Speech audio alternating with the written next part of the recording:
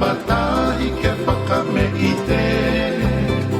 Si uperi kuo palati ni ume whakalala hau ko tau ala kuku apuhi moi kala kakala pasi moe a pike tue ala